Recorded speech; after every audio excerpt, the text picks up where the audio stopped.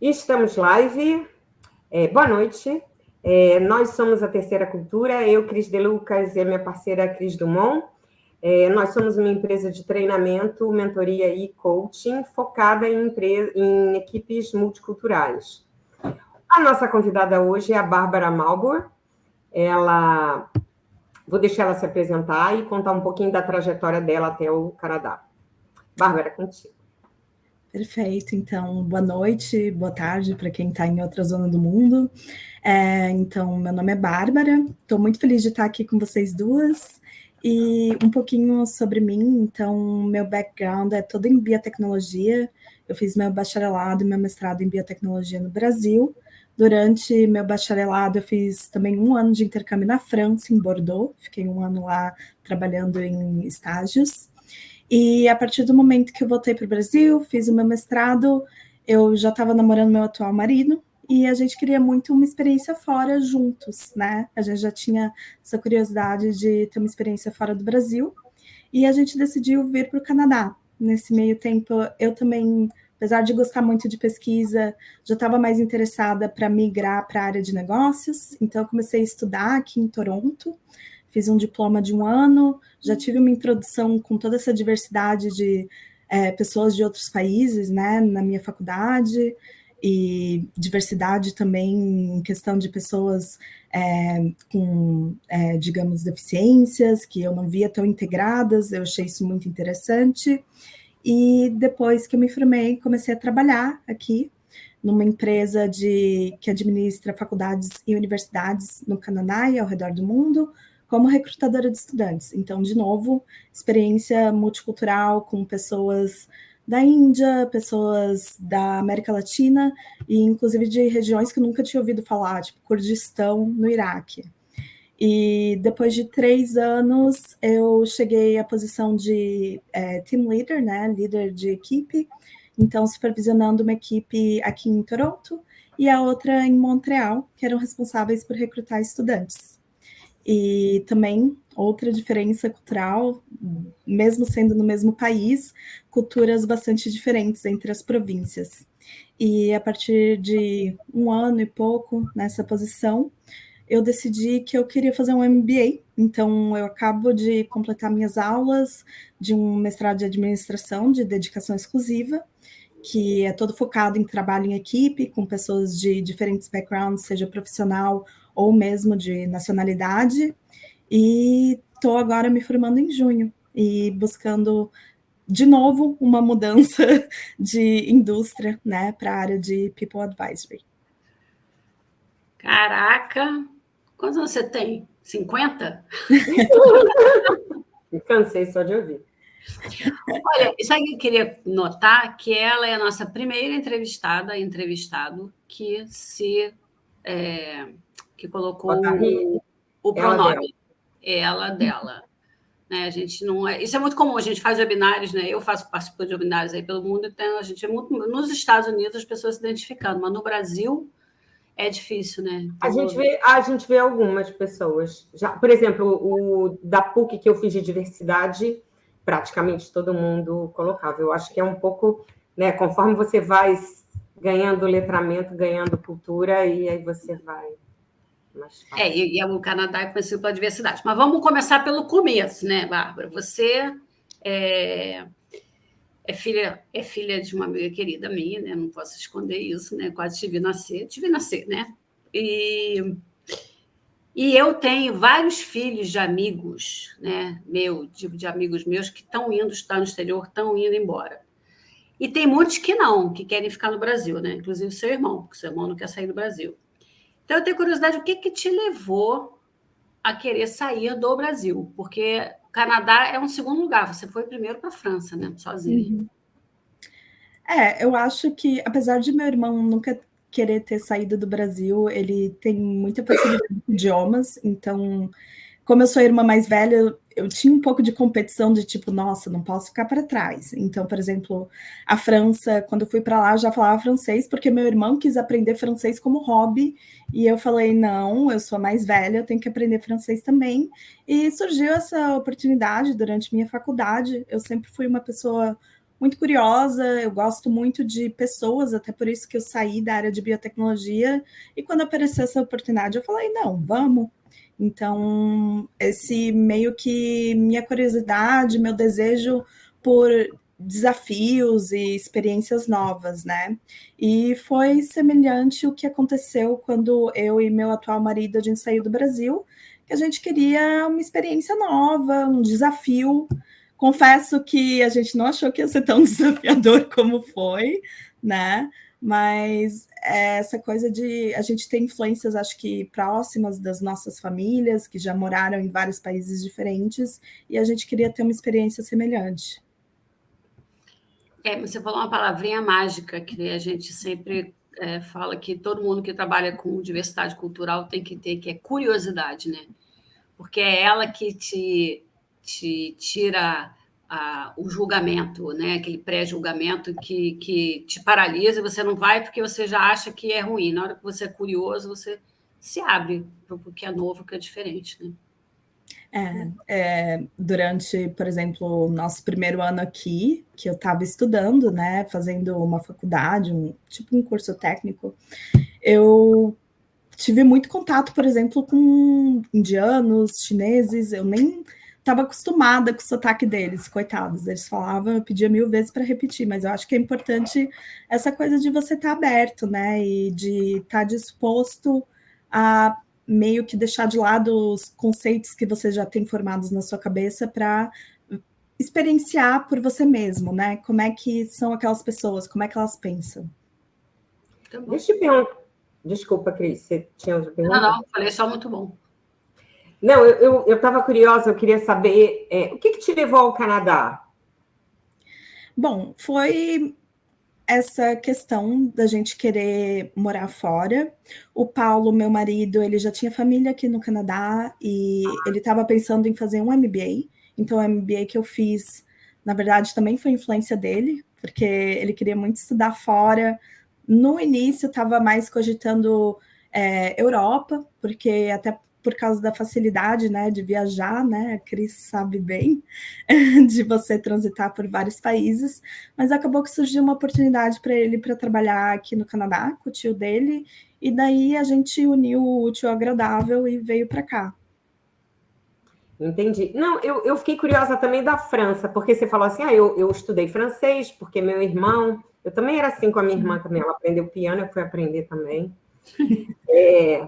E aí você acabou indo para a França. Eu não conheço biotecnologia, eu não sei se a França é uma grande potência nesse assunto, mas eu fiquei curiosa também. Você escolheu a França, você tinha outras opções e a França foi um pouco influência do idioma?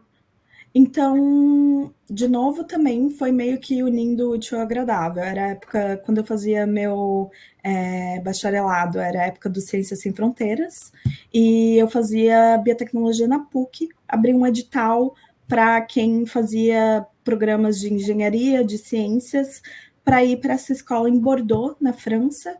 E aí eu me inscrevi, falei, já tenho francês, não tenho pressa para me formar.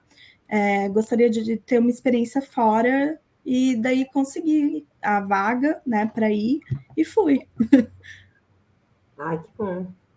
E assim, na questão de tipo França ser uma potência na questão de biotecnologia, então a minha experiência em Bordeaux foi mais com biotecnologia de alimentos e de cosméticos.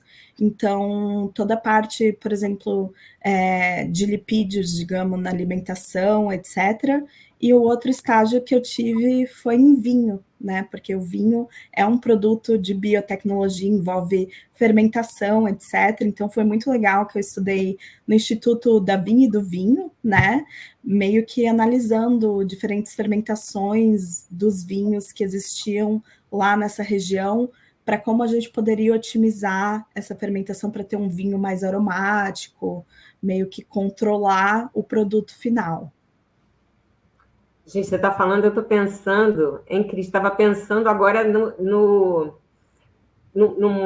vídeo, numa série que eu vi na Netflix, que é justamente, eu acho que usa biotecnologia, que é um pouco você reproduzir a carne, alimentos provenientes de animais de plant-based. Então, eu acho que usa um pouco da biotecnologia também, né? De como você tentar a textura, o sabor, né? Sim, isso é meio que carne de laboratório, né? Que eles chamam a partir de células, que eles tentam recriar textura. Então, isso envolve biotecnologia, mas até você ter, tipo, um pão que está mofando na sua cozinha já é biotecnologia, porque basicamente está unindo um organismo vivo, né? E fazendo um processo de transformação. Então, por exemplo, eu tive uma matéria no meu bacharelado que era produzir alimentos através da biotecnologia. Então, a gente fez iogurte, fez pão, que são todos produtos de biotecnologia. Então, é bem mais simples do que às vezes a gente imagina, né? Porque normalmente a gente pensa em genética, manipulação. Exato, exato. Agora você falou, já me esclareceu. Mas vamos voltar para a multiculturalidade, então. Depois, com essas experiências, né, tendo vivido essas experiências, que tipo de ferramenta você acha que um jovem ou qualquer pessoa precisaria para se aventurar numa outra cultura? Uhum. Eu acho que é importante a questão de você fazer uma pesquisa, eu acho, sobre onde você vai morar, meio que já ter algum conhecimento, né?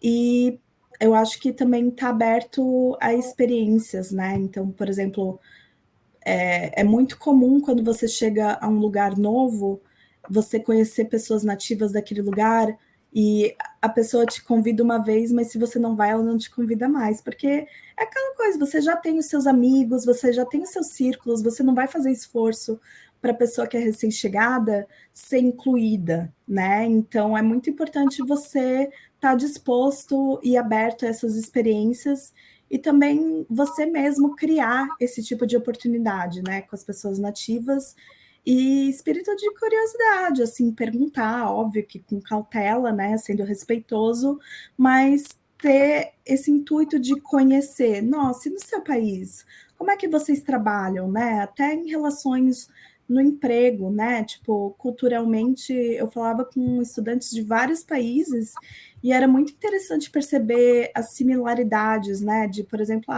os estudantes que eu falava no Marrocos e os estudantes que eu falava na América Latina, né? América Latina parecia que eles tinham mais essa coisa de, eu clico no link e eu quero ter o WhatsApp. E no Marrocos era mais tipo, pequenas porções de informação por vez, digamos, ao invés de tudo de uma vez só. Então era interessante perceber esse tipo de similaridade.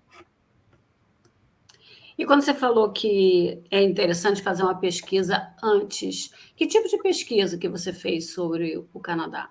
Você fez alguma pesquisa cultural? Eu fiz no sentido de, tipo, como é que era aqui, porque eu imaginava... Eu não imaginava que ia ser tão multicultural, essa é a verdade. Eu não imaginava que eu ia estar andando de metrô aqui, ouvindo tantos idiomas diferentes. Então, eu tinha uma ideia de como seria Toronto, as indústrias que tinham aqui, que estavam em alta, mas eu não tinha noção da riqueza multicultural que tinha aqui. E eu acho que o Canadá tem uma coisa muito particular, que ele deixa muitos imigrantes manterem a sua individualidade cultural, né?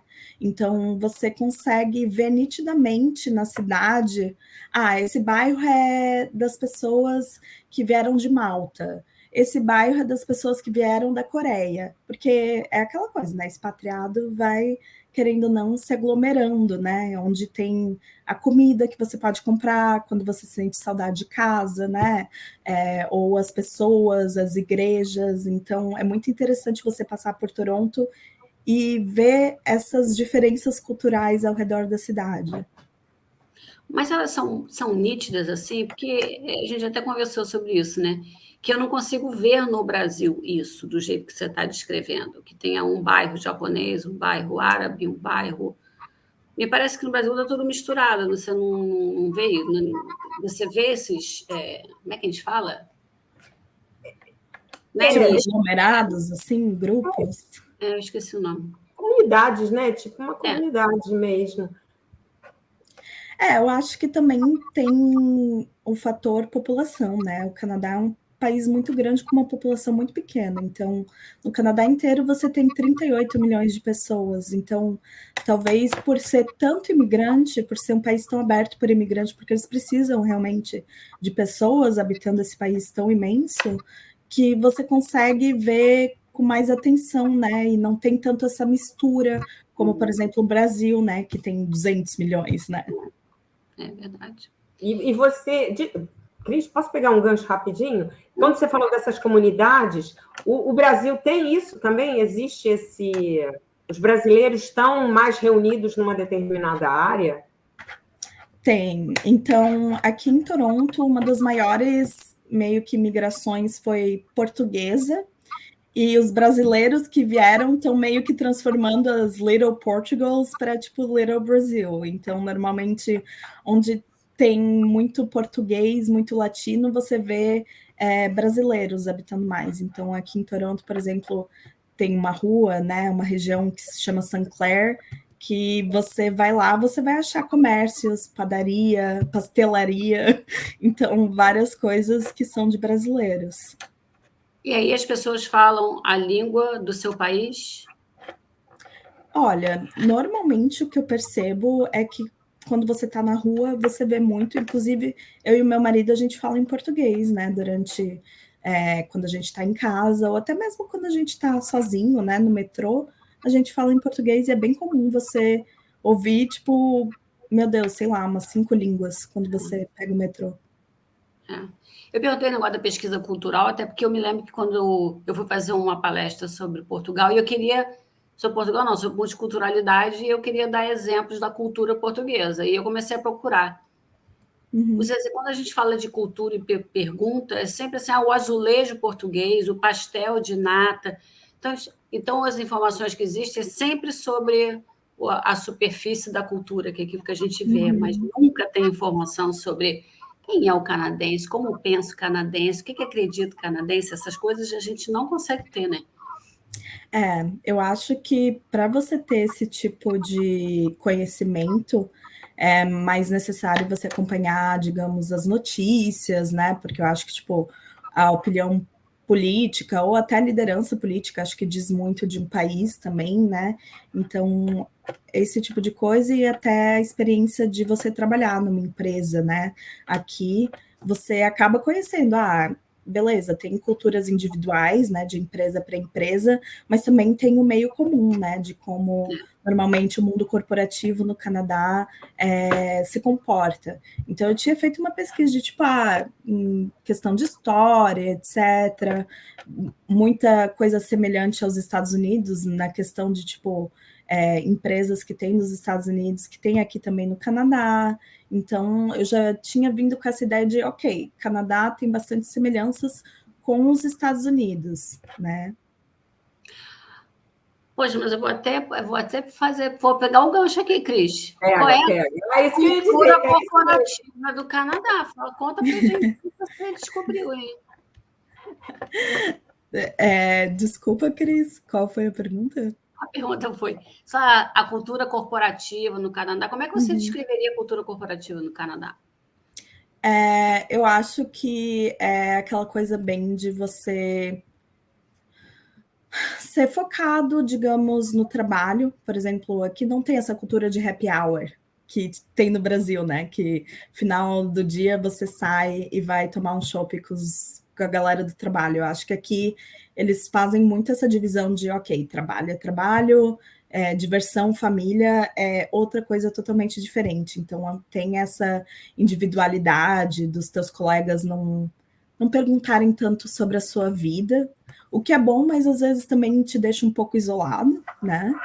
E essa questão de você trabalhar, digamos, não é muito comum, por exemplo, fazer tanta hora extra, mas você tem que estar focado, né, o tempo todo. Então, vou te dar um exemplo. Meu marido no Brasil trabalhava no HSBC, né, em finanças, fazia fechamento no mês, passava 6 horas a mais fazendo fechamento. E aqui, óbvio, tem vezes que ele está mais ocupado, mas ele faz 2 horas extras. Ou ele trabalha, tipo, 3 horas durante o final de semana. Então, é aquela coisa, você tem 30 minutos de almoço só aqui, e você vem para o trabalho para estar focado, não é para ficar, tipo, assim... Produtivo, né? Você fica mais... É verdade, eu sinto isso também. No Brasil, às vezes você se dispersa. É alguém que você vai tomar um café, de repente alguém que está conversando alguma coisa e te chama para opinar, enfim. Eu acho que quando você é mais produtivo, você sente direto esse resultado, né? Esse resultado da prática. Na questão da praticidade também, eu acho, isso eu via na França também bastante, tipo, o almoço, né? O almoço para o brasileiro é super importante, a refeição, tipo, digamos, muitas vezes, eu sou do Sul, né? Então a jantar era tipo um lanche. Então o almoço era uma refeição, né? Com comida, feijão, etc. E daí depois você volta, daí tem aquele momento de você digerir todo o teu almoço, que você fica um pouco mais lento. Aqui é meia hora, é muita cultura do sanduíche, às vezes o sanduíche você comendo enquanto trabalha, né? Para você sair no seu horário e seguir a vida, né? Então, nesse ponto, eu acho que é bem americano, né? É bem um estilo americano, como o Cristiano, a gente conversou com um brasileiro que está nos Estados Unidos, e é isso também, você, né? Pega o... Mas tem uma diferença interessante aí, porque o americano, tá? O americano, ele come o sanduíche porque ele tem que estar extremamente focado no trabalho e aquilo ali é a prioridade. E outra coisa é você comer o sanduíche para você sair na hora e curtir a sua vida depois. Eu acho que tem essas duas influências, a influência de você tem que estar produtivo e focado, e de que eu vejo muito essa diferença entre Canadá e Estados Unidos, de que o Canadá, as pessoas não são tão workaholics, elas não vão, tipo, ficar tantas horas, tipo, depois do trabalho, dedicando ao trabalho. Até talvez seja uma questão de uma população menor, um governo com mais leis trabalhistas, então essa coisa de competição não é tão acirrada quanto nos Estados Unidos. Porque tem espaço para todo mundo, né? Uhum. Mas o que você falou aí tem muito a ver com a cultura do brasileiro, tem a cultura do relacionamento, né? Então, Sim. tudo é o que se proporciona relacionamento. E aí, além de ser individualista, né, Cris? Eu tentei acessar o Hofstede aqui, mas meu computador começou a dar um pane. Acho que o Canadá é muito mais individualista do que coletivista, do que o Brasil. E o tempo não ajuda, né? Vamos combinar que o clima também não ajuda, não é verdade? Porque o clima tem influência na cultura, certo? Sim, então isso é muito nítido aqui no Canadá, porque tem muitos meses de frio. Então, uma coisa que eu fiquei muito surpresa, acho, quando eu cheguei aqui no Canadá, é o quanto as pessoas valorizam o verão e o tempo na natureza. Então, o canadense acampa muito, gosta de fazer trilha, esse tipo de coisa. E, inclusive, as empresas, durante o verão, muitas empresas acabam falando, a gente vai começar, sei lá, uns 3 meses antes a trabalhar 1 hora extra, 2 horas extras por semana, para daí no verão vocês saírem mais cedo sexta-feira, para curtir o verão. Nossa, super apoiaria essa iniciativa. Cris, eu posso trazer aquela... Eu acho que a gente tem falado, ela está falando tanto dos Estados Unidos, né? E eu vi ali, Cris, o individualismo do canadense é o dobro do brasileiro. Mas, como você está falando muito dos Estados Unidos, né? Canadá e Estados Unidos são muito semelhantes em quase todas as dimensões, né? Com exceção justamente de individualismo e motivação para o sucesso, né? A motivação para o sucesso é um pouco isso que você falou, o workaholic, né? E o individualismo é aquela questão de, por exemplo, nós somos muito coletivistas. Eu acho, deixa eu ver, o canadense é o dobro, é mais individualista que os brasileiros, mas em relação aos americanos, deixa eu botar aqui.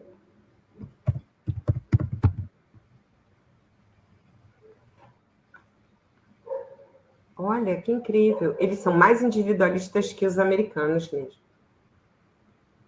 Mas são menos motivados pela competição. Pela competição. Porque a gente viu uma coisa parecida na Escandinávia, né? Na Suécia.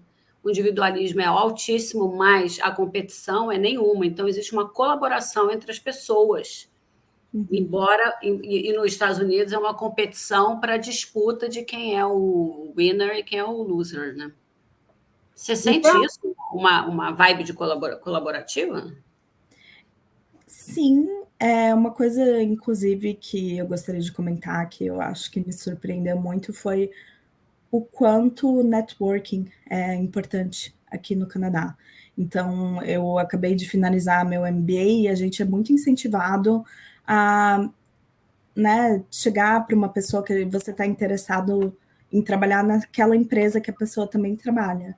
Você fala, oi, tudo bem?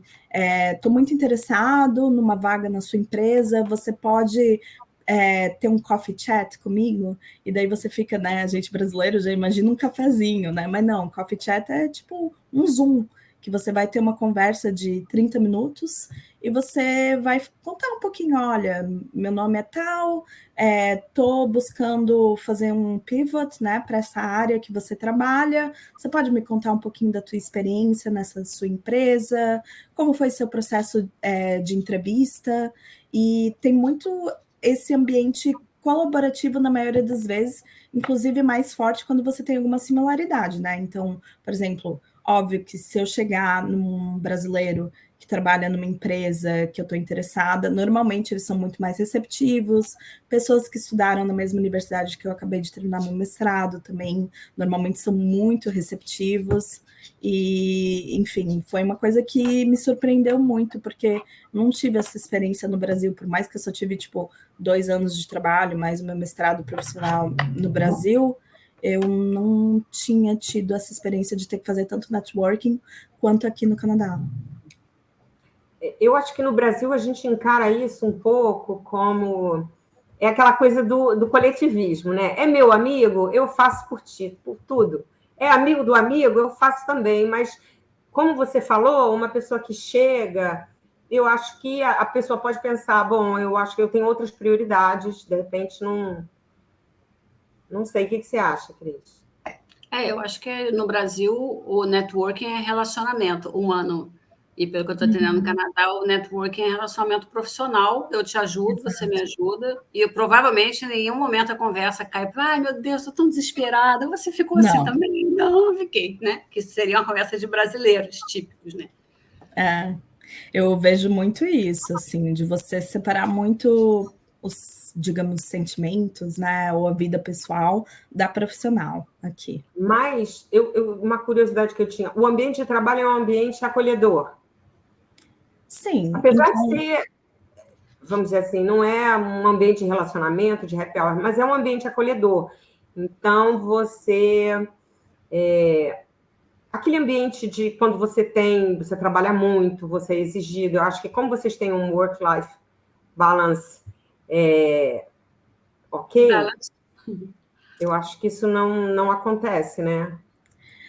Então, na minha experiência profissional que eu tive aqui, né, que foram 4 anos, era um ambiente muito receptivo, de muita colaboração, por mais que fosse, querendo ou não, recrutamento, você tem as metas, né, a atingir, então é estressante, mas eu tinha muita abertura com o meu chefe, por exemplo, com a minha gerente, com o meu diretor da minha área. Então, eu acho que isso também é uma outra diferença muito grande do Brasil, mas talvez uma similaridade, por exemplo, na França, né, que as organizações das empresas são muito mais horizontais do que verticais. É aquela distância do poder, né? Uhum. Que no nosso caso é mais... No caso do Canadá, é menor do que a brasileira, né? Nós somos inteira.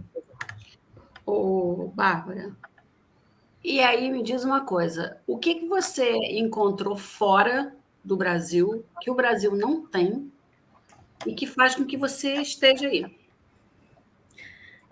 É uma boa pergunta. Eu acho que é a questão de você poder viver uma boa qualidade de vida com menos. Eu acho que, como aqui no Canadá é muito achatado, a diferença é muito pequena, então no meu prédio tem pessoas que são diretores de empresa, tem pessoas que trabalham mais, tipo, que a gente chama blue collar jobs, que são, tipo, do frontline, né? Trabalham em fábricas, trabalham em construção, e todo mundo mora no mesmo prédio, né? Então, eu acho que isso é algo que eu acho muito bom, porque você acaba tendo também uma diversidade cultural nisso, né? De você ter diferentes classes sociais, todo mundo no mesmo lugar, e também essa multiculturalidade do Canadá, que eu acho muito interessante, que eu acredito muito, né, em diversidade, inclusão, e que eu acho que abre espaço muito para inovações, né? Porque você tem muita gente diferente que tem diferentes ideias pensando num mesmo local. Então, acho que é isso que ainda me incentiva a ficar aqui, né? Essa troca. E isso, assim, isso diz muito sobre um povo, né? Porque normalmente, o que acontece? Conforme você vai crescendo na vida, ganhando mais, você vai querendo, em determinadas culturas, né? Você vai dando demonstrações de status, né? E eu acho incrível, num prédio, morar uma pessoa que está começando uma carreira bem-sucedida, um CEO, um diretor e uma pessoa que é de linha de produção. Sociedades mais igualitárias, né? Que a gente consegue ver isso.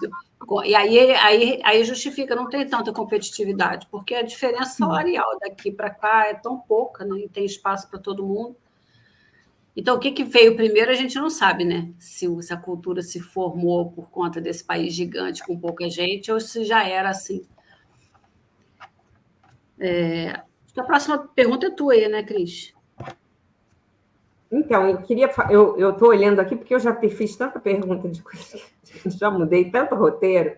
Eu queria fazer a pergunta dos franceses e franco-canadenses. Não, mas pega. Não, então eu vou interferir aqui, porque tem que pegar o gancho agora aqui, que é o gancho, que o Canadá é considerado o país do mundo mais aberto à diversidade.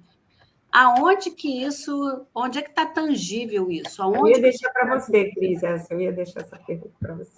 É porque ela deu o gancho aqui de falar que o Canadá é isso, né? Eu queria entender o que é um país aberto à diversidade, porque eu vou para Amsterdã, né, visitar meus filhos, e eu vejo, para mim, Amsterdã era a cidade mais aberta, porque eu vejo todo mundo igual, sabe? Eu percebo, e tratamentos iguais. Mas como você tangibiliza isso no Canadá? Eu vejo muito pelas políticas das empresas, as políticas públicas também. Então, toda decisão, digamos, de lei que é tomada aqui no Canadá, eles consultam pessoas de diversas religiões, de diversas culturas diferentes, para ter meio que uma decisão que vai acomodar todo esse tipo de culturas e diversidade, né? Por mais que o Canadá seja um pouco mais cultura, digamos, cristã, western, você tem muitas empresas que, por exemplo, acomodam pessoas de diferentes religiões, por exemplo, judias, que tem o Sabbath, né, e que daí, por exemplo, eles fazem uma troca, pessoas que não comemoram Natal, mas tem agora o Ramadã, né, que são de religião muçulmana, então eles acomodam, por exemplo, você pode fazer banco de horas para daí sair mais cedo durante o Ramadã, porque querendo ou não, é um período, digamos, mais difícil para eles estarem trabalhando, né, porque estão fazendo o jejum. Então, eu acho que essa coisa das pessoas, das empresas estarem mais abertas a acomodar diferenças, né? E fazer com que isso funcione. O Canadá incentiva essas pessoas a terem uma participação na comunidade, eu diria, mais, talvez, política ou de uma maneira mais pelo bem da comunidade, né? De tipo uma liderança da comunidade, ele incentiva? Então, aqui tem meio que 3 maiores partidos, né? E 2 partidos, um é o conservador, o outro é o liberal, e o terceiro é interessante porque é uma liderança com muitos membros do Punjab, que é o NDP, e que é da Índia, né? Então, você tem essa liderança com um papel importante no governo do Canadá. E outra coisa que eu me surpreendi aqui quando eu vim você tem os MPs, né, que é parlamento, e quando você não está satisfeito com uma situação da sua comunidade, do seu bairro, da sua área, você escreve para o seu MP, você pode ligar para o seu MP, então tem esse contato direto que eu achei muito interessante, porque, assim, não sei se é porque eu não era tão politicamente ativa no Brasil, mas você tem uma abertura. abertura. Você não pode mandar para outra, porque é pelo teu endereço, é isso que você está falando, né? Isso. Uhum. Mas é, de novo, a proximidade, né? Assim, você fala de igual para igual, não tem uma hierarquia onde como é que eu vou reclamar do buraco ali, né? Sociedade achatada, como você falou. Agora, você falou em políticas públicas, ok. Mas isola a política pública, cidadão canadense, ele tolera, ele aceita, ou ele realmente welcome os imigrantes? O que você sente? Olha, eu acho que tem uma tendência, meio que ultimamente, né, de estar mais polarizado. Eu vejo que, assim, como todo país, assim, numa crise, digamos, né, o primeiro a ser culpado é o imigrante, né, em qualquer lugar do mundo. Então, agora, pós-Covid, que a inflação está alta, etc., eu vejo pessoas mais vocais, digamos, sobre preconceitos. Mas, comparado a, por exemplo, sei lá, minha experiência na França, minha experiência no Brasil, eu acho que o Canadá está longe de ser perfeito, mas ainda assim é um país em que as pessoas têm muito essa consciência de estar recebendo pessoas diferentes deles, né? Porque, por exemplo, na França, pessoas que vinham de colônias francesas, né, na África, etc., eu via um preconceito muito maior do que aqui. Eu acho que também pelo tamanho, né? Eu acho que pelo tamanho, porque, como você falou, o Canadá é um país de proporções gigantescas e que tem 38 milhões de habitantes. Então, acho que eles estão numa situação mais confortável do que a França. Sim, exatamente. Também porque você precisa, né, desses trabalhadores para movimentar a economia, para você tá liderando uma empresa, né? Então você tem esse fator que é bem pesado, né? Quando você vai medir tudo. E o que me ocorreu agora é que, como a França tem um nível de hierarquia alto, né, e o Canadá não tem, na França, quando o imigrante entra, ele entra para fazer o sale boulot, né? Ele entra para fazer o trabalhinho que o francês não quer fazer. Então, já existe um look down nesses caras, né? E no Canadá, não. Vocês imigrantes, estão páreo a páreo com os canadenses, não é isso? Depende, assim, bastante, eu acho também, querendo ou não, a gente veio em uma posição um pouco mais privilegiada, né? Porque eu trabalhei aqui, tipo, como garçonete, meu marido também, né? Porque você chega num país que você não tem essa rede de networking, né? E querendo ou não, como eu já falei, networking aqui no Canadá é muito importante. Então, até você perceber isso, entender como é que funciona o sistema de currículo aqui, cada emprego que você vai aplicar tem que ter um currículo extremamente personalizado para aquela vaga. Então, você demora um pouco e durante esse tempo que você está, né, querendo se redirecionar na sua carreira, você tem que trabalhar. Então, você vê, óbvio, aqui muita gente estrangeira, imigrante, trabalhando nesses empregos de blue collar, né, também. Mas eu acho que também aqui você vê muito canadense também fazendo isso. Então, eu acho que essa é a principal diferença. Era exatamente o que eu ia falar.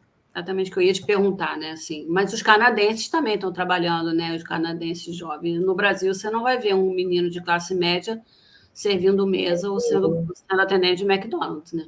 Sim, exato. Vai lá, Cris, manda a tua pergunta. Você quer fazer essa pergunta logo? Não, porque eu sempre, olha só, eu eu sempre achei muito interessante você ter um país como a Bélgica, como o Canadá, de ter duas culturas, dois idiomas, e as pessoas se comunicam e funciona. E aí eu queria saber, em relação, você que viveu na França, você tem um olhar muito especial, você morou na França e imagino que você tem algum contato também com os franco-canadenses, né?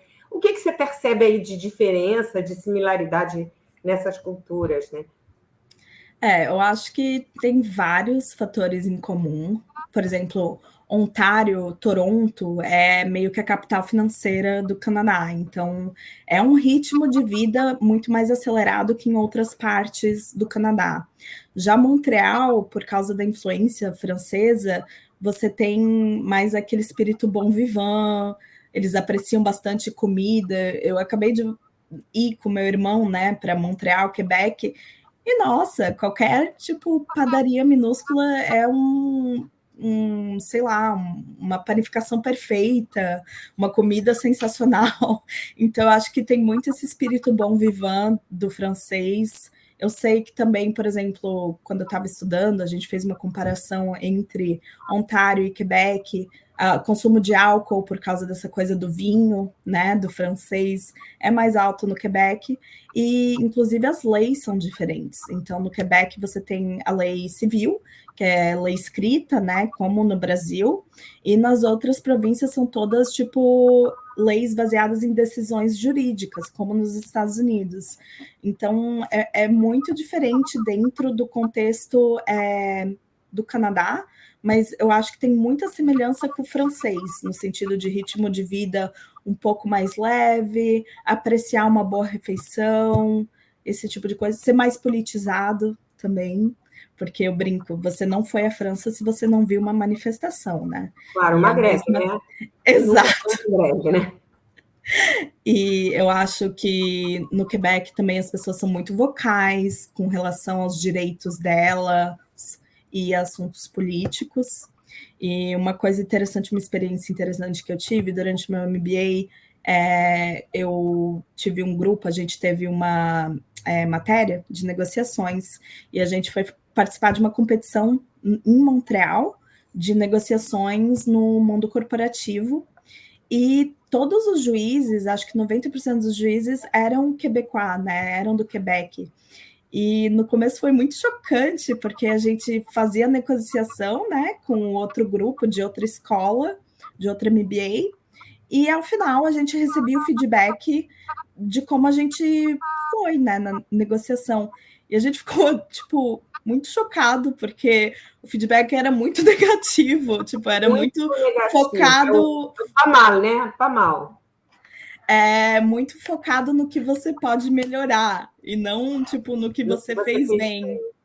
E a gente ficou muito, tipo, nossa, e a gente acabou conseguindo o 3º lugar na competição, e a negociação entre o 2º e 1º lugar era aberta para todo mundo que participou, e tinha meio que todos os juízes que estavam no 2º dia de negociações, então você via ela acontecendo, e ao final era o feedback de 12 juízes, e por um momento eles estavam falando de um grupo em específico, eu falei, tá, esse grupo pegou o 2º lugar, e não, eles tinham vencido a competição, mas o feedback era tão mais focado no que você podia melhorar, que foi muito chocante quando eles anunciaram que eles eram os vencedores.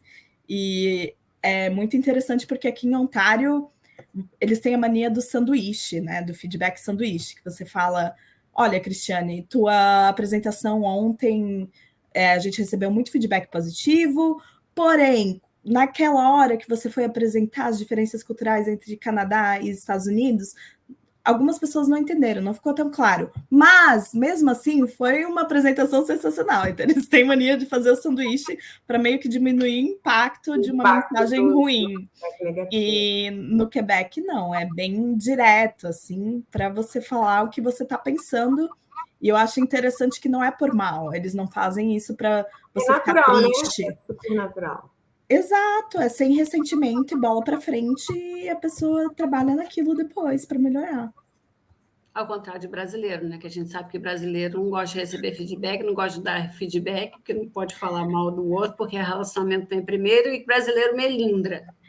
Mas eu acho que, assim, até no Canadá, assim, foi bem interessante no meu MBA, a gente teve uma semana inteira só sobre como você pode dar feedback, porque o MBA era todo baseado em times e a gente, falando de diversidade, né, eles colocavam, tipo, 6, 7 pessoas de nacionalidades diferentes, de número de anos de experiência corporativa diferente, senioridade, etc. Bota tudo numa salinha para trabalhar junto e metade das notas de todos os trabalhos que você faz durante os 6 primeiros meses são atribuídas a esse trabalho em grupo, né? Então, eles focam bastante as aulas no começo, quando juntam os grupos, em como você pode dar feedback para os seus colegas, etc., para eles melhorarem, né? Então, eu acho que, por mais que brasileiro seja, digamos, assim, a gente vê que afeta bastante, né? Tipo, a gente, como brasileiro, essa coisa do feedback, eu acho que é uma dificuldade geral, assim, pelo menos no Canadá. Mas não deixa de ser dá a vocês um pouco de multiculturalidade, né? Estou te dando vários tipos de feedbacks aqui. Você tem um time super diverso, e aí alguns vão se identificar mais com esse, outros vão se identificar mais com aquele. Mas foi isso que aconteceu? Porque essa era a minha pergunta. Eles ajustavam o feedback à cultura que estava recebendo? Não. Então, o que a gente aprendia era basicamente que...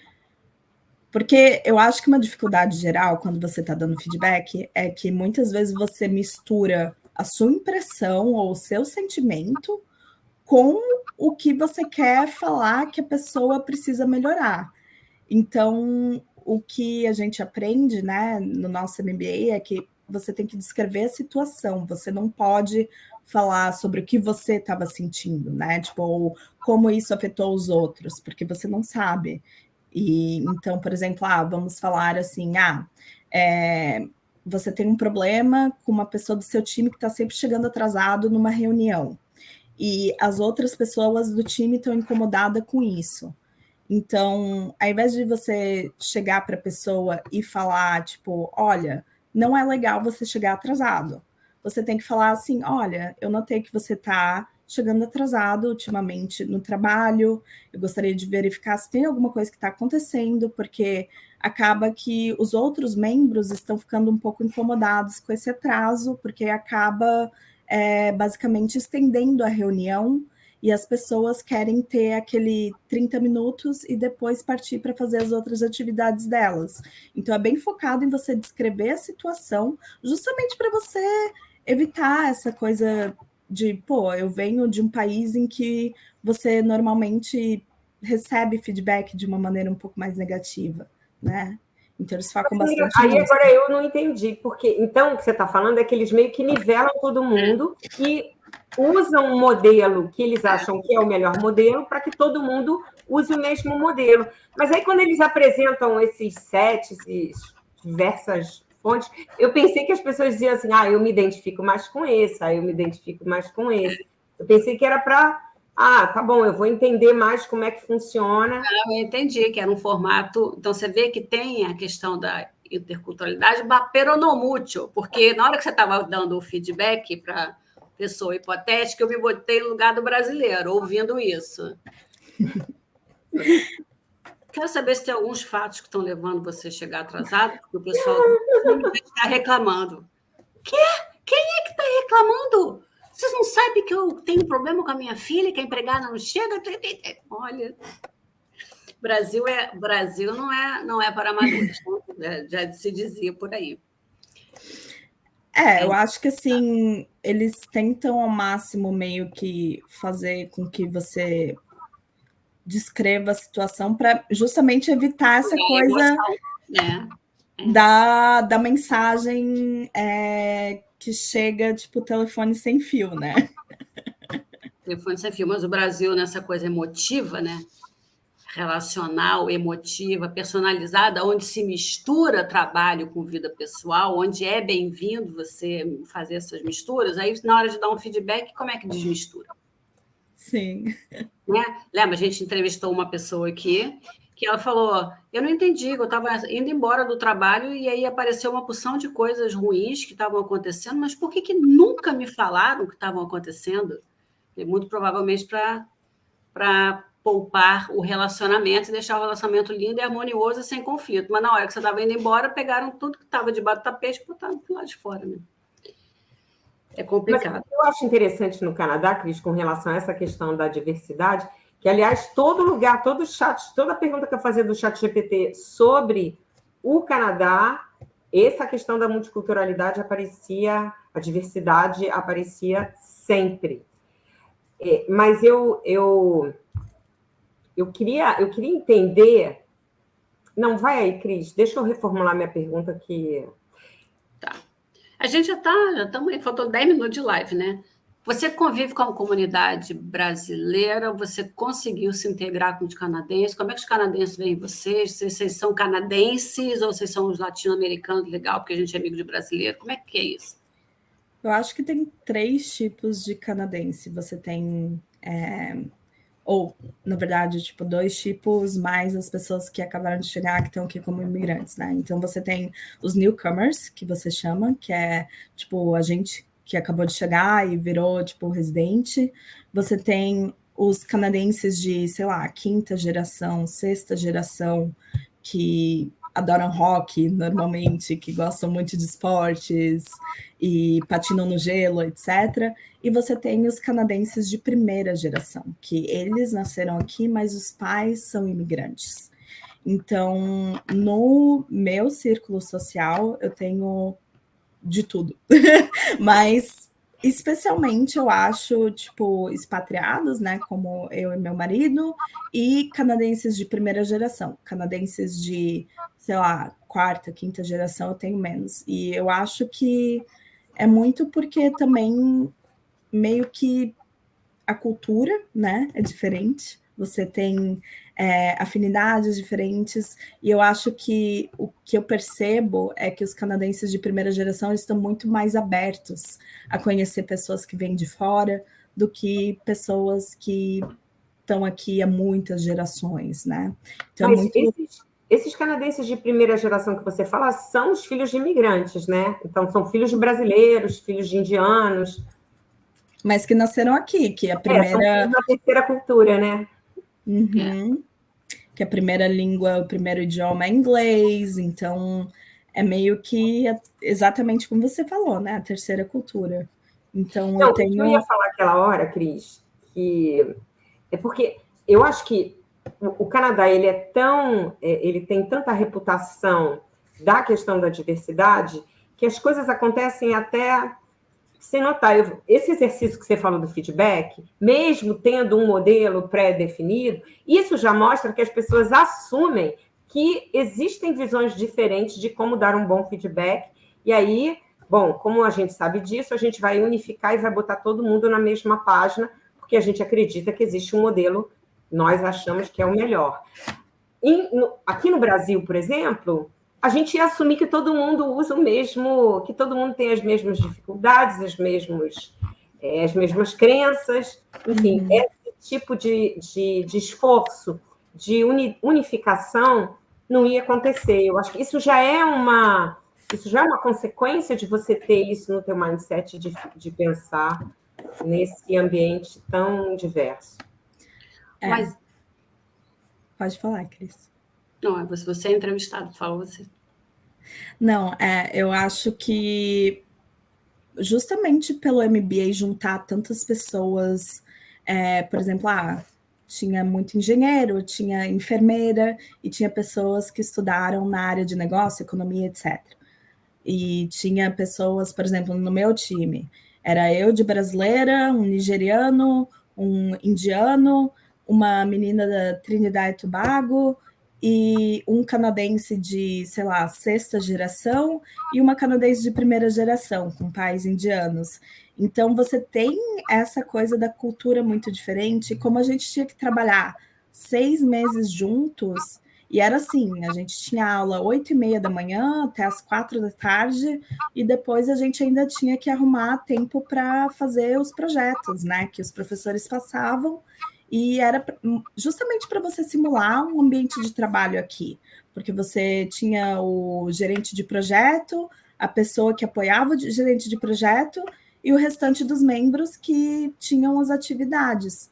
E uma coisa que a gente fazia, o meu time fazia muito bem, até no final do ano, eles elegem meio que o time que eles achavam que era o mais high performance, que era o que melhor, tipo, abraçou esse modelo de times do MBA, a gente ganhou esse prêmio, né, como o melhor time do MBA. E uma coisa que eu acho que fez muita diferença, a gente não era amigos que ia, tipo, beber junto, né, final de semana. Eu acho que era o fato de a gente realmente ter se esforçado na questão do feedback. Então, toda segunda-feira a gente tinha uma reunião, 7h30 da manhã, antes da aula. A gente revisitava todos os projetos que a gente tinha feito juntos na semana anterior. Todo mundo tinha 1 minuto para falar, gostei disso, não gostei disso. E, ok, o que a gente vai fazer a partir de agora? Então, eu acho que isso... O MBA deu esse tipo de ferramenta para a gente, né? Para a gente tinha tipo um manualzinho de como é que você consegue trabalhar bem em equipe, né? Tendo essas diferenças todas, e essa sessão de feedback era algo que eles sugeriram e que a gente adotou e que eu acho que fez toda a diferença. Você falar e, ok, como a gente vai mover agora em seguida, né? Para frente, né? O que a gente vai fazer de agora em diante. E a questão de você não guardar ressentimento. Então, é óbvio que você ter 6 pessoas sem hierarquia, todo mundo no MBA, nesse contexto de negócios, querendo ser o melhor, querendo ser um consultor, querendo uma coisa de alto prestígio, você vai ter conflito. E é óbvio que o nosso time tinha seus conflitos, mas a gente sempre... Por mais que um estava tipo com raiva do outro, sempre tinha alguém que intervia e falava, não, gente, vamos resolver o que não está bom aqui, e a gente movia em frente e a gente não tinha ressentimento. Então, eu acho que isso foi realmente o segredo para a gente trabalhar também. Que experiência legal, né?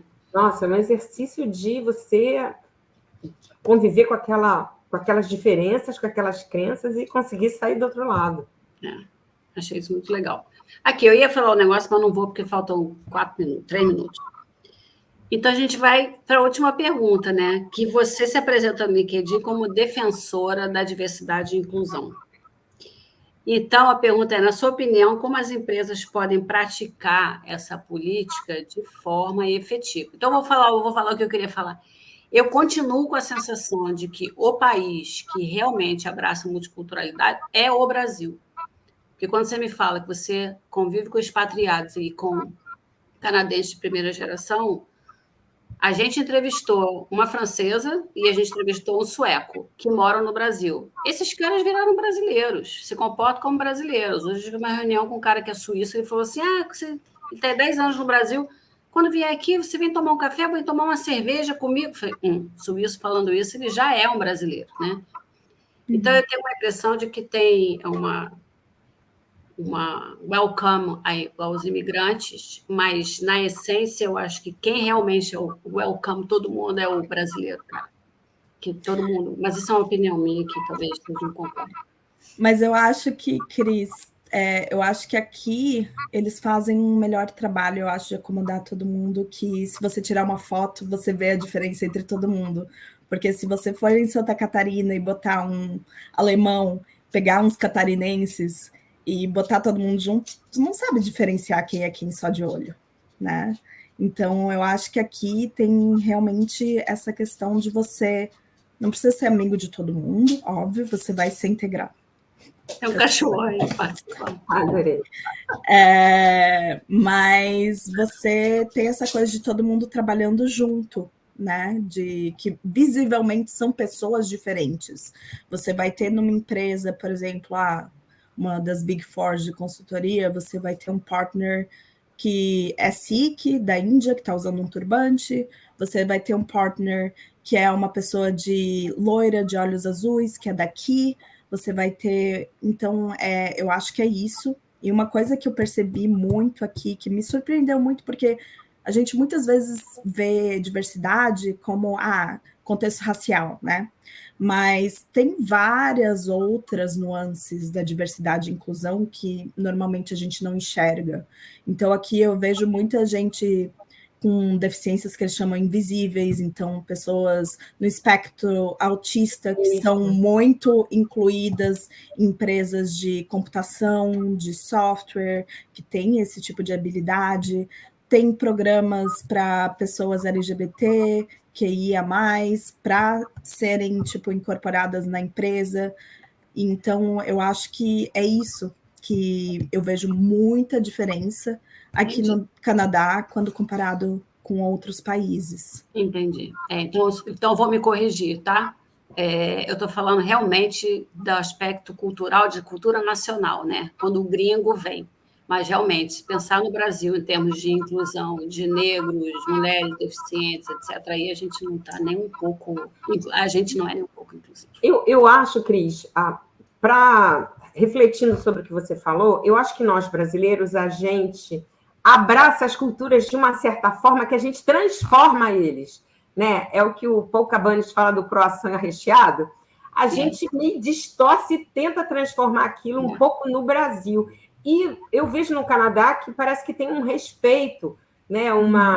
É verdade. Você manter aquela tua tradição, aquele teu hábito de família, não sei.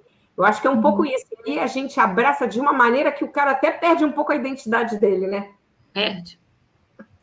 Não, e eu acho isso muito legal, porque, tipo, realmente é uma dificuldade aqui você, né, tá inserido tanto nessa comunidade, digamos, canadense que mora aqui. Eu vejo que minhas amigas que são, digamos, expatriadas, que têm filhos, elas estão um pouco mais inseridas porque tem a questão da escola, você lida com outras mães da mesma escola, as crianças, como todo mundo fala inglês, todo mundo é daqui, um pouco mais semelhante, então tem essa comunalidade, digamos, mas para outras pessoas como eu, que não tenho filhos ainda, eu acho que é um pouco mais difícil, porque realmente o canadense tem que estar aberto, que é uma coisa que o brasileiro faz, né, de estar aberto, de estar curioso, que normalmente canadense de várias gerações que está morando aqui é um pouco mais difícil de você ver isso.